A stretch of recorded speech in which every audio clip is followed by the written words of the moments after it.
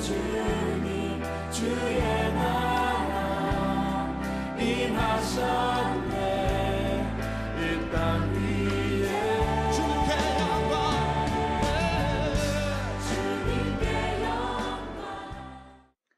감사할 수밖에 없는 상황에서도 입만 열면 모든 생각 속에 오직 불평과 원망으로 가득 차 있는 사람이 있고요. 도무지 감사할 수 없는 상황, 너무 딱하고 어렵고 가난하고 힘들고 참 인간적으로 보면 동정심이 가고 불쌍한 그런 인생을 살고 있지만 입만 열면 감사요, 입만 열면 칭찬이요, 입만 열면 긍정적인 그런 언어들, 생각들, 말들을 하며 살아가는 분들이 있습니다. 말세가 되면 모든 사람들의 마음속에 감사가 이루어진다고 성경은 지적하고 있습니다. 감사를 잃어버린 삶, 그것은 지옥같이 불행한 삶일 수밖에 없습니다. 자식을 키워도 한 번도 감사할 줄 모르고, 남편도 아내에게, 아내도 남편에게, 부모가 자식에게, 자식이 부모에게, 형제에게, 교회 앞에 인생을 살아오면서 한 번도 땡큐, 감사하는 마음이 없다면 그 심령은 사막 같은 마음이고요, 황폐한 심령이고요, 저주받은 마음이고요, 사단이 지배하는 마음이고요, 결국 지옥 같은 인생을 살 수밖에 없다는 것입니다. 천국과 지옥이 다른 점 뭐가 있겠습니까? 한마디로 말하면 천국은 감사가 넘치고 지옥은 불평만 넘치는 곳이 지옥입니다. 물론 우리가 죽어서도 천국과 지옥을 가지만 이 땅에서도 천국 같은 생활하는 그런 가정은 감사가 넘치는 그런 가정이요, 이 땅에서도 아무리 평수 넓은 좋은 차를 타고 좋은 집에 살고 남들이 먹지 못한 걸 먹고 호강하며 호리호식하며 산다 할지라도 입만 열면 불평이 나오는 그런 가정이라면 그 가정이 바로 지옥일 수밖에 없다는 것입니다. 지난 6개월 동안 지켜주신 하나님 은혜를 기억하고 무엇보다도 하나님께 주신 처음 열매를 거두고 추수하며 감사하는 맥주 감사주일입니다. 아무리 우리가 농경사회를 살지 않는다 할지라도 어떤 분들은 그런 이야기합니다. 난 농사 짓지 않기 때문에 뭐 추수감사주일, 맥주감사주일, 뭐 감사할 일 없어, 그렇게 생각할지 모르시겠는데요. 그런데 여러분들이 직접 땅에 심고 거두지 않아도 우리는 하루 3끼를 먹어야 합니다. 여러분 시판 메뉴가 뭡니까? 물론 쌀도 있고 밀도 있고 다시 말하면 빵도 있고 과일도 있지요. 다 누군가가 심고 거두는 사람이 있기 때문에 비록 우리가 돈을 주고 사서 먹는다 할지라도 먹을 수가 있는 것이지요. 누군가가 심고 거둔다는 것은 하나님의 은혜 없이는 아무리 농부가 심어도 뿌려도 거둘 수가 없습니다. 하나님의 주권 속에 하나님이 좋은 일기와 습도와 물과 바람과 태양과 적절한 온도를 허락해 주셔야만 농사를 짓는 분도 열매를 거두게 되고, 그리고 아름다운 그런 과일의 열매도 거두게 될 줄 믿습니다. 어떤 분들은 그런 이야기 합니다. 목사님 지난 6개월 동안에 뭐 크게 감사할 일 없어요. 그런데 크게 감사할 일 없다고 말씀하시는 그분이야말로 정말 감사해야 될 일이 많지요. 병들지 않았다는 것, 교통사고 나지 않았다는 것, 어떤 몹쓸 암이나 병 때문에 병원에 입원해 있지 않고 이 자리에 앉아 있다는 것, 내 가정과 자녀와 교회와 국가가 큰일 없이 일상의 생활이죠. 우리는 일상의 감사를 몸에 배도록 해야 될 줄 믿습니다. 일상의 감사. 내가 아침 먹고 점심 먹는 거, 하루 자고 일어나는 거 일상이지요. 그래서 하나님께서는 이런 절기 맥주절을 지키라고 말씀하셨습니다. 사실 이런 절기 가운데 맥주절이나 수장절은 장차 40년의 광야 생활이 끝나고 7년 동안 가나안 땅에 들어가서 정착한 이후에, 그리고 이제 정착하면서 밭에 논에 곡식을 심어서 거둘 때를 미리 내다보시고 하나님께서 주신 말씀이 본문의 말씀입니다. 그러니 아직 가나안 땅에 들어가지 않았습니다. 아직 농사 짓지 않았습니다. 아직 곡식을 거두지도 않았습니다. 그러나 하나님께서는 오늘 모세를 통해서 너희들이 광야 생활을 마치고 가나안 땅에 들어가서 정착하게 되고 땅에 씨앗을 뿌려서 거두어서 처음 익은 열매가 나거든 맥추절을 지켜라 라고 말씀하신 그 이유는 물론 당장 거둬들이는 그런 밀이나 또는 보리나 어떤 첫 이삭에 대한 감사하는 마음도 있지만 더 궁극적인 이유는 하나님께서 이런 세 가지의 절기를 만드신 이유는 하나님께서 그들을 애굽 땅에 구원해 내셨다는 사실을 잊지 말고 감사하는 것이죠. 하나님께서 그들의 조상들이 40년 동안 광야길을 걸으면서 그 거친 들녘에서 죽지 않고 생존하고 가나안 땅에 들어오게 된 것, 그걸 감사하는 거죠. 가나안 땅에 들어와서 7 족속이 있었지만 그들을 하나님께서 물리치시고 아브라함이 약속하신 그 고토를 그들에게 주셨다는 그 사실을 감사하며 살으라는 것입니다. 비록 지금은 거칠고 황량한 광야길을 걸어가고 있지만 이처럼 미래 약속의 땅에 들어가서 적과 꿀이르는 가나안 땅에 들어가서 누릴 축복을 생각하면서 하나님께 맥주 감사절을 지키라고 말씀하고 있습니다. 그러므로 지금 당장 내 손안에 아무 것이 없어도 앞으로 받을 하나님의 축복을 미리 바라보며 감사 예배를 드리게 하기 위해서 맥추절을 지키라고 말씀해 주셨습니다. 그러므로 맥추절의 영적 의미는, 현대적인 의미는 우리 한번 받아서 합시다. 하나님의 은혜를 잊지 않고 기억하는 것입니다. 그렇습니다. 하나님을 잊지 말라는 겁니다. 40년 동안 광야 생활 마치고 7년 동안 정복전쟁을 거치고 들어가서 씨앗을 뿌리는 그들이 당장 눈앞에 보이는 그 곡식뿐만 아니라 하나님께서 지난날 우리를 이곳으로 여기까지 오늘까지 지켜주셨구나. 이 모든 것이 하나님의 은혜이구나. 그렇지 않다면 우리가 아직도 노예로 살 뻔했는데, 아직도 광야에서 고생할 뻔했는데 하나님 우리를 사랑하셔서 이런 풍성한 은혜를 우리에게 주셨다는 것을 잊지 말라는 것입니다. 그 은혜를 기억하고 감사하라고 말씀하고 있습니다. 우리가 누리고 있는 모든 것은 하나님의 은혜요 축복의 결과임을 믿습니다. 하나님께서 베풀어 주신 이런 은혜를 망각하고 사는 것이야말로 교만한 마음이요 불신앙적인 태도입니다. 뿐만 아니라 당연히 하나님 앞에 감사하고 의무적인 일임에도 불구하고 오늘 본문에서는 이런 절기를 지키는 자에게, 감사하는 자에게 주시는 약속의 말씀을 주고 있습니다. 첫째로 맥주의 초실절을 지켜 하나님 앞에 보일지라라고 말씀하고 있습니다. 오늘 읽어드린 출애굽기 34장 22절 말씀 보시겠습니다. 77절 곧 맥주의 초실절을 지키고 새말에는 수장절을 지키라. 너희의 모든 남자는 매년 3번씩 주 여호와 이스라엘의 하나님 앞에 보일지라라고 말씀하고 있습니다. 이 맥주의 초실절은 봄을 지나고 이제 초여름이 되면 지금 이때 거둬들이는 밀과 보리를 의미합니다. 이스라엘에는 봄 수확기에는 이처럼 밀과 보리를 거둬들이고, 가을에는 우리나라는 벼를 거둬들입니다만 그들은 벼를 거둬들이는 것이 아니고 포도나 무화과나 감람 열매를 거둬들였습니다.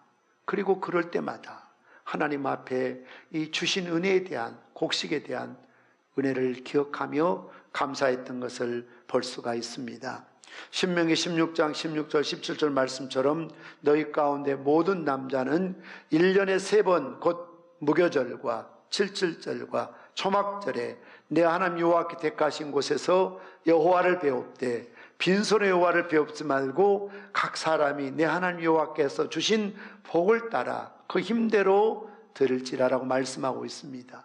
구약에서는 크게 5가지의 제사제도가 있습니다. 속죄, 속건제, 번제, 하목제, 요제, 이런 제사가 있습니다. 요제, 밀가루 고운 네발을 하나님께 드리는 제사 외에 다른 모든 제사, 특별히 인간의 죄를 속하거나 하나님과 인간과 화목하게 하는 이런 속죄제나 화목제의 모든 성격은 피 있는 제사라야 됩니다. 그러므로 구약에서 하나님께 제사 드리게 가기 위해서는 꼭 제물을 준비해야 됐습니다.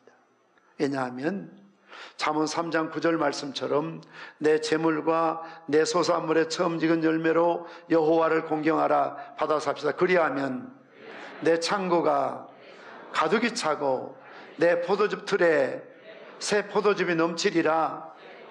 하나님 앞에 첫 소산물 처음 거둬들인 이 제물로 하나님께 예배드리고 제물 드리면, 그리하면 하나님께서 네 창고가 가득 차도록, 네 요즘으로 말하면 네 통장에 잔액이 금고 가득 차도록 하나님께서 부어주시겠다라고 약속하셨습니다.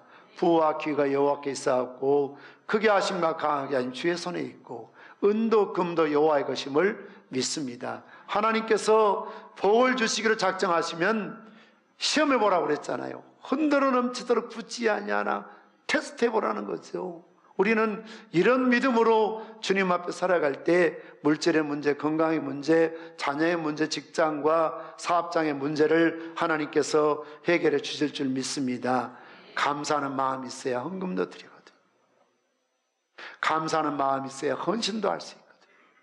감사하는 마음이 있어야 순종도 되거든요. 감사하는 마음이 없는데 어떻게 순종할 수 있습니까? 어떻게 헌신할 수 있습니까? 어떻게 내 생명보다 더 귀하다고 여기는 물질을 바칠 수 있습니까? 그래서 다윗은 뭐라고 고백합니까? 하나님, 나와 내 집이 무엇이간데 오늘 이에 이르게 하셨습니까? 그가 준비했던 모든 사유였던 재산을 성전 건축을 드리면서 그때 다윗이 중요한 고백을 합니다.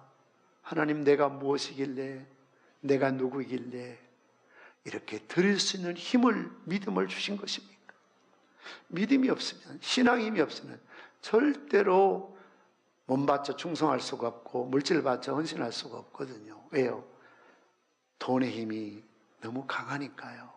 그래서 권력, 재력이라는 말을 씁니다. 돈의 힘이 얼마나 강합니까? 부부라도 돈 문제가 개입되면 서로 등 돌리고요. 형제라도 돈이 개입되면 서로 원수가 되고요.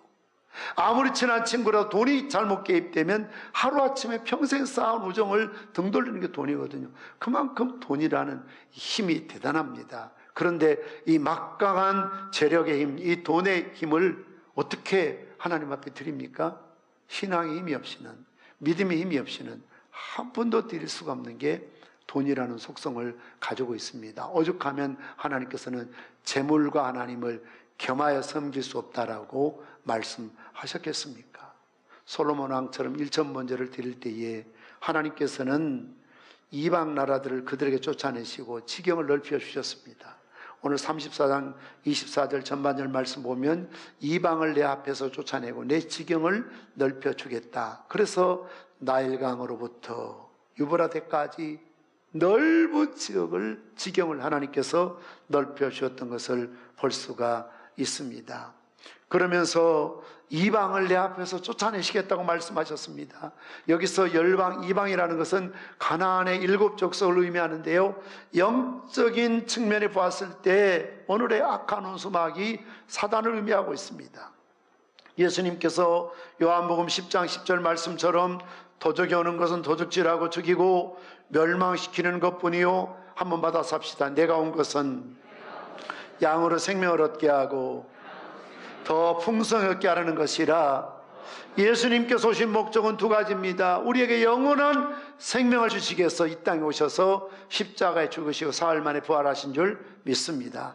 뿐만 아니라 그 생명 얻는 것으로 끝나지 않고요, 우리에게 풍성한 삶을 주시기 위해서, 물론 장차 천국에서 누릴 풍성한 삶도 물론 맞는 말이지만 이 땅에서도 예수 믿는 자에게 말씀대로 살 때 주님께서는 풍성한 삶을 허락해 주실 줄 믿습니다. 이런 우리의 풍성한 삶, 행복한 삶, 여유로운 삶, 부유한 삶을 방해하는 세력이 있어요. 누굽니까? 도덕이라고 말하고 있습니다.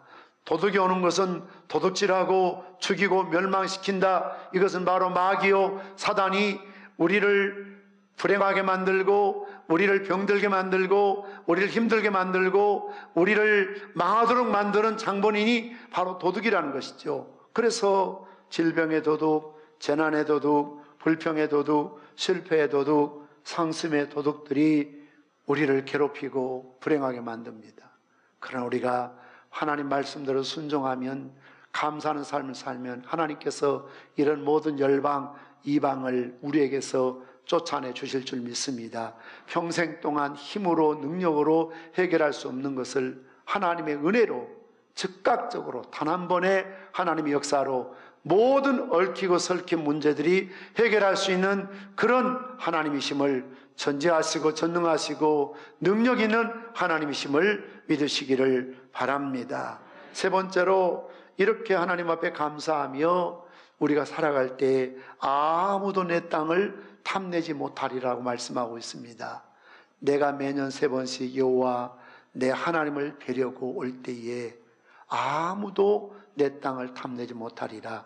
우리 한번 받아서 합시다. 아무도 내 땅을 탐내지 못하리라.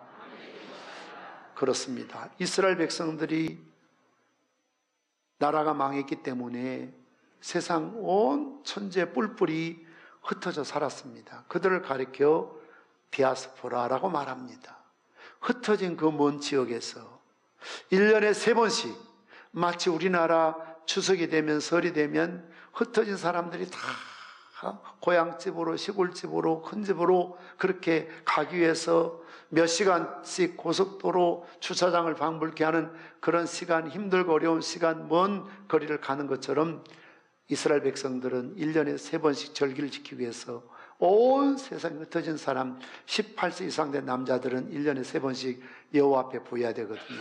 하나님 성전에 나와야 되는 것이거든요. 그래서 사도행 2장 1절 9절 이하의 말씀 보면 오순절 날이 이미 이름에 그들이 다 같이 한 곳에 모였더니 거기에 등장하고 있는 사람을 보십시오. 바데인과 메데인, 엘람인, 메소포타미아, 유대와 갑바도기니와 본도와 아시아, 부르기아 밤빌라, 애굽, 그리고 구레네 가까운 리비아, 로마, 그레데인, 아라비아인, 유럽의, 심지어 아프리카의 전 지역에서 오순절, 이 맥주절을 지키기 위해서 예루살렘에 사람들이 모여들어 있었다라고 말하고 있습니다. 자, 그런데 문제는 지금처럼 이렇게 치안이 잘된 나라가 아닙니다. 시절이 아닙니다. 어느 지역에 유대인들이 정착하며 살고 있습니다. 어느 가정에 유대인의 남자가 있습니다. 그런데 가정은 누가 지킵니까? 아버지가 지키고 힘 있는 아들들이 지켜야 되는데 18세 이상 된 사람이 절기를 지키기 위해서 집을 떠나면 한두 주가 아니고 심지어 수십일 걸릴 수가 있습니다. 어느 마을이 유대인 정착촌이라면 모든 남자들이 다 절기 지키기 위해서 예루살렘으로 갑니다. 하루 이틀 만에 돌아올 수 있는 길이 아닙니다.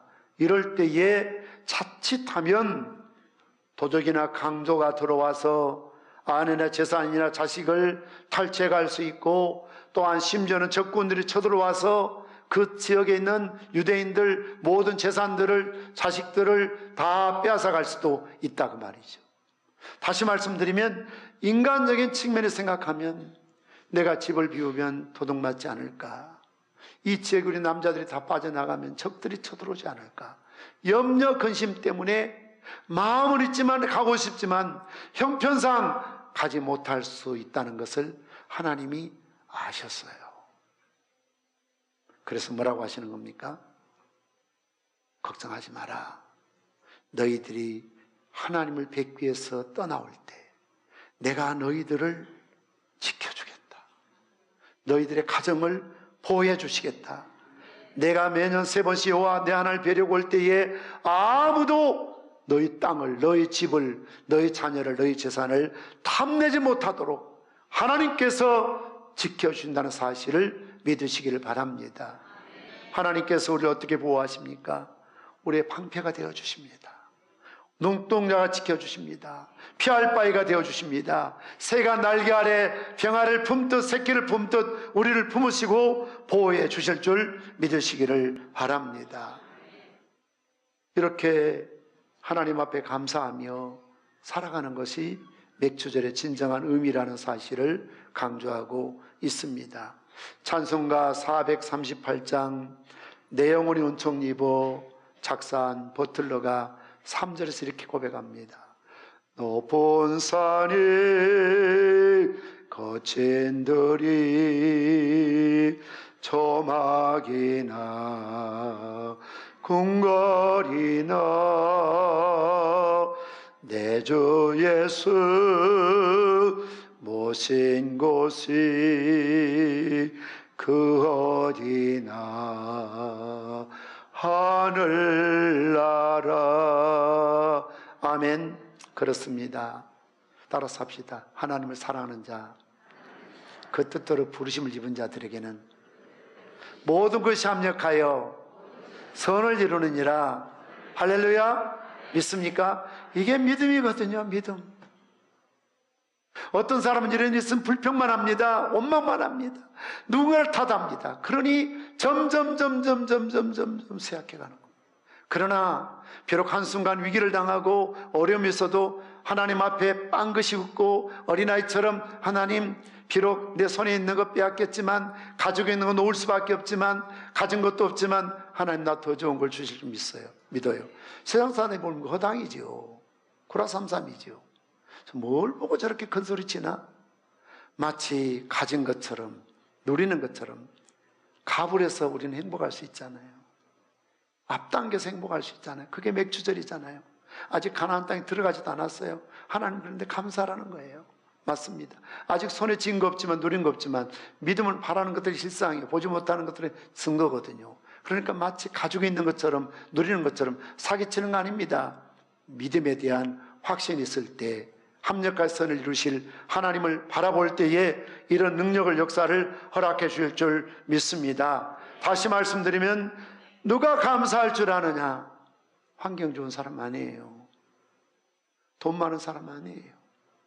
수입 많은 사람 아니에요. 연봉 많은 사람 아니에요. 장사 잘 되고 있는 사람이 아니에요. 믿음이 좋은 사람입니다. 믿음이. 그러므로 감사는 환경의 문제가 아니라 믿음의 문제라는 겁니다. 받아서 합시다. 감사는 환경의 문제가 아니고 믿음의 문제입니다. 그래서 우리는 이렇게 기도해야 됩니다. 하나님, 나에게 감사할 수 있는 환경을 열어주십시오. 이렇게 기도하지 마시고요. 하나님, 나에게 감사할 수 있는 믿음을 주십시오. 받아서 합시다. 하나님, 나에게 감사할 수 있는 믿음 주십시오. 그래서 믿음이 떨어지면 감사는 오간데가 없습니다. 입술에서 불평과 원망만 쏟아나옵니다. 그러나 반면에 믿음의 사람은 어떠한 실패나 좌절이나 어려운 자리에서도 감사하는 것입니다. 영국의 성경 주석가 매튜얼리는 그런 말을 했습니다. 감사는 산수에서 더하기와 같아서 모든 것에 감사하면 거기에 하나님의 축복이 더해진다. 어떤 일이든지 어디서든지 감사하면 플러스의 축복이 주어진다. 그러나 반대로 원망과 불평은 빼기와 같아서 있는 것까지 빼앗기고 만다. 이것이 40년 광야 이스라엘 백성 주는 교훈입니다. 그들이 비록 애굽 땅에 나왔지만, 약속도 주어졌지만, 가나안 땅에 들어가는 길목에 들어섰지만 계속해서 그들은 불평했습니다. 원망했습니다. 입만 열면 누군가 욕하고 비난하고 불평했습니다. 탓했습니다. 그 1세대는 60만 명 가나안 땅에, 여호수아 갈렙에는 한 명도 못 들어갔습니다. 밥 먹고 하는 일은 40년 동안 장례 치른 일이었습니다. 하루에 수만 명씩 죽어나갔습니다. 큰 집에서 작은 집에서 초상이 났습니다. 얼마나 불행한 일입니까? 왜 그랬을까요? 불평입니다. 그래서 우리 신앙의 가장 무서운 죄가 뭔가 하면 원망하는 일, 불평하는 일, 의심하는 겁니다. 이것이 불신앙입니다. 불신앙 따로 없어요. 항상 낙심하고, 항상 쉬지 않고 원망하고, 범사에 불평한다. 이건 뭡니까? 사탄의 뜻이라는 겁니다. 이런 불평, 원망의 배후에는 사단의 견고한 진이 있다는 걸 알아야 됩니다. 마귀가 나를 망하도록, 못 살도록, 불행하도록, 지옥불에 던지도록 배후에서 견고한 진이 있어서 항상 생각 속에, 말 속에, 삶 속에 불평하도록 만들어가는 거죠.